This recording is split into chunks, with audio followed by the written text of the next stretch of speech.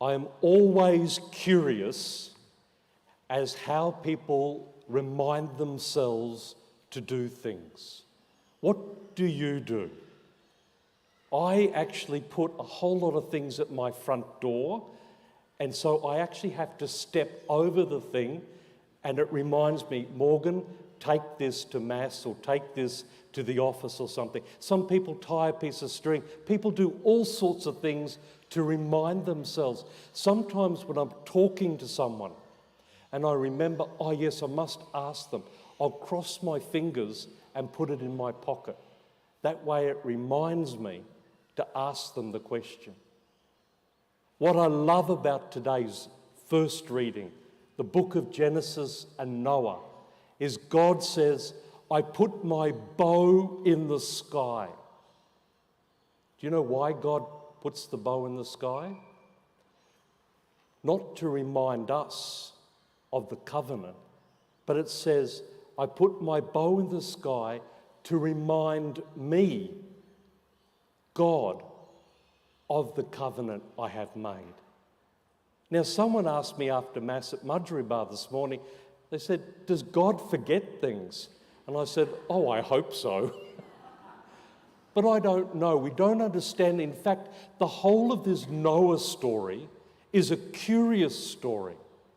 Because if you open it up and read it, how many animals did Noah take into the ark? It first says, God says, take 2 by 2. And then 4 lines later, Noah took with him 7 by 7.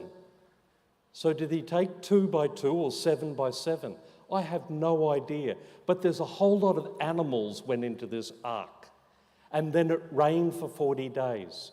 And then after the rain, God set the bow in the sky to remind himself, God's self, of the covenant that God had made with not just humanity, but with the whole of creation, with the earth, the plants, the sea, the fish, the birds, everything. God makes a covenant with the whole of creation.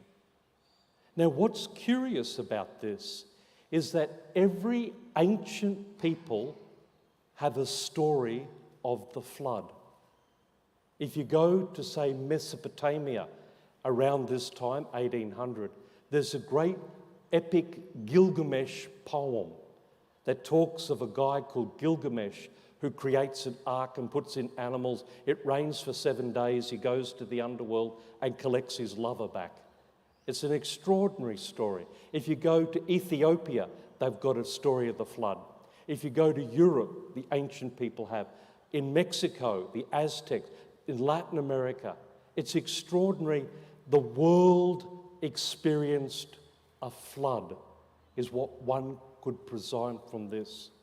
Even if you go up to the Glasshouse Mountains and you read the billboard, it says that Mother Birwa Mountain and her children were gathered around, and Father Tibregagan saw the flood and said, Coonaran, look after your mother.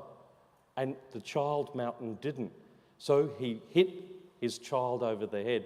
Hence, the mountain's called Crookneck. But the story is, there was a flood coming. Even the ancient Aboriginal people have the story of this flood. But what's unique for the Hebrew people is they made an understanding of this flood through the story of Noah. That they were the only people that actually at the end of the story talks about their personal God speaking to them, our God, and says, I make a covenant with you. And to remind myself, I set the bow in the sky. It's a beautiful, intimate, personal relationship. Not these ancient people and their gods on high, but the God of the Jew, the God of the Christian, who wishes a relationship with humanity.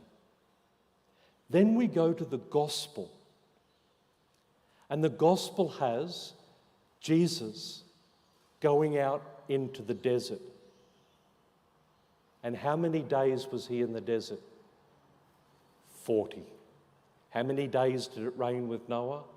40. How many years were they in the desert with Moses? 40. And so Jesus went out, and this is a new covenant. Why? Because Jesus went out into the desert 40 days, and he was tempted by Satan. But Satan could not tempt him, and so left. And then Jesus was with the wild beasts. And you might think, oh yeah, that's good. But remember the story of Noah. When the animals came out, even the wild beasts made the covenant. And it says in Isaiah, the lamb will sit and lie with the lion. My friends, it may be just a one-liner, but Mark has said that a new time of peace, a new covenant has begun to dawn, because even the wild beasts are sitting with him. And then Jesus gets up and starts to proclaim the good news. The new covenant. God himself has come to us personally. And how do we respond? And see, that's what Lent is about. That's what our covenant relationship, that's what Lent focuses on, is that covenant relationship with God. And how do we do it? By three things the church asks of us: prayer, fasting, and giving of alms. My friends, how many times have you gone through Lent and said, you know, I wish I had have done something more about Lent? Now is your reminder. Now is your wake up. Pray. I invite you during Lent to pray. Pray the rosary. Pray the Mass. Open up your scriptures every morning and pray. Lectio Divina. Pray and invite, not just to ask God for things, but so that you deepen a relationship with God, that covenant that he wants so much with you. Pray. Fast. My friends, we are not penitential people in the sense of medieval monks. Neither are we Puritans. Neither are we mortifiers, where we whip ourselves and do fasting because we put to death the body so the spirit can live. The church doesn't ask that of you. But what the church asks is that you fast from basic desire. What are the four basic desires of the human person? Food, drink, pleasure, and sex. The church delights in food. The church delights in drink. The church delights in pleasure. The church delights in sex. This is because the first three are about sustaining the human person, and the last one is about sustaining the human race. So of course the church delights in it. But during Lent, we ask you to fast, which means to put down your desires so that God's desires can come up. Abstinence, fasting, Fridays. What's God's desires? Hope, love, joy, peace. We fast of our desires so God's desires can rise. And the last one is alms, the giving of alms.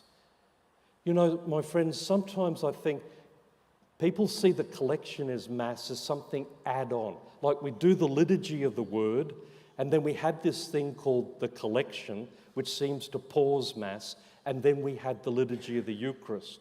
No, in fact, the collection is essential to the Mass, because we as people give, so our parish can proclaim the good news. We give so that we can look after the poor. How much does this parish spend on bread and wine every year. I could ask the parish manager that. $2,000. How much do we pay in rates? By the way, it's a myth that the church doesn't pay rates. We do pay rates, about $20,000 a year. How much is our insurance just so we can have church buildings? $53,000. Well, I go on.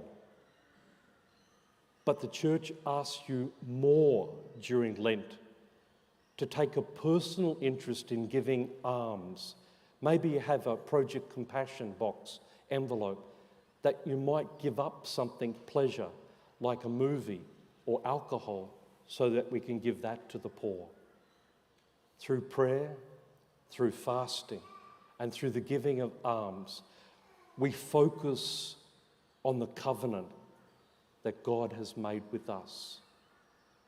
May God bless your journey.